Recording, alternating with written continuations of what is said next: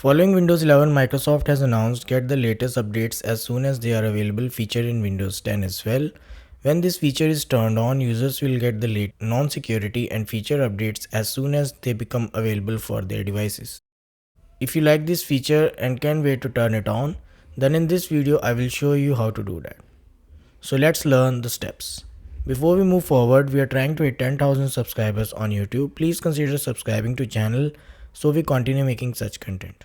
Alright, to get the latest update as soon as they are available, you need to install Windows 10 November 2023 non-security preview update, that is KB50-32278, which is available in the release preview channel at the moment, but you can manually install the update using .msu package.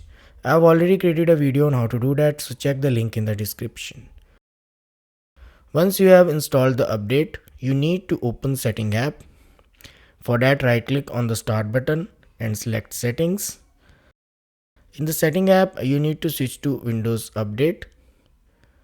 On the right side, you will get a new option, that is get the latest update as soon as they are available. Toggle on this option and you are done. From now onwards, you will get the latest non-security and feature updates as soon as they become available for your device. So this is how you can get the latest update faster and quickly in Windows 10. So that's all about this video. If you find this video useful, don't forget to like this video, subscribe the channel for similar videos, and donate using thanks button, as this encourages us to create more useful videos. Thanks for watching.